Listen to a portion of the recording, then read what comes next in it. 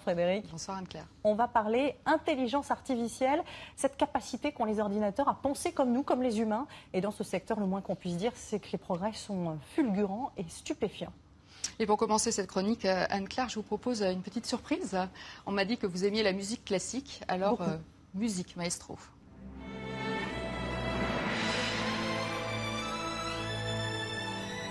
Ça vous plaît ? Ça me plaît beaucoup, c'est cette petite pluie de notes. La musique, elle, c'est une symphonie qui a été créée par un ordinateur. Il s'appelle AIVA, c'est un ordinateur français, s'il vous plaît. Eh bien, il a analysé des milliers et des milliers de morceaux de grands compositeurs. Mais ce que l'on entend, ce n'est pas un assemblage de morceaux, ce n'est pas une copie, c'est une œuvre originale. Et d'ailleurs, cet ordinateur est inscrit en tant que compositeur à la SACEM. Alors, on l'a vu, les ordinateurs sont capables de nous procurer des émotions grâce à l'art, à la musique. Est-ce qu'ils sont capables de ressentir nos émotions? Est-ce qu'on peut l'exprimer comme ça? Alors, ressentir nos émotions, peut-être pas encore en tout cas. En tout cas, les reconnaître, ça oui. Et pour comprendre comment, on va faire une petite démonstration en direct. C'est parti, le scanner est là. Je vais mimer deux émotions, la joie et puis la surprise. Vous le voyez, je suis scannée, n'est-ce pas, Acteur Studio. Ma voix également est scannée.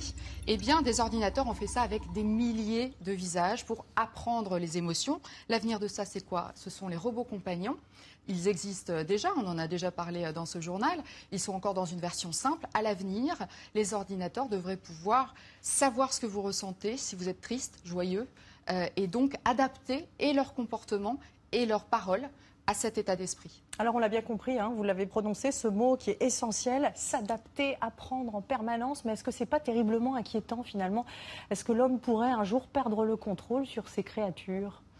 En tout cas, récemment, un événement troublant s'est produit aux États-Unis. Des chercheurs ont programmé deux ordinateurs que nous avons installés ici, Alice et Bob, c'est comme ça qu'ils les ont appelés. Alice et Bob ont été programmés pour fabriquer un programme de langage, pour discuter entre eux. Alors, ils ont bien fait cela, sauf que ce qui s'est passé, c'est que les choses ont échappé aux chercheurs et qu'à la fin, ils n'ont pas su décrypter, ils ne savent pas ce que Alice et Bob se sont dit, c'était quand même un peu inquiétant. En tout cas, du coup, la question est pertinente. Est-ce que ces intelligences artificielles peuvent à terme devenir incontrôlables, voire dangereuses pour l'homme?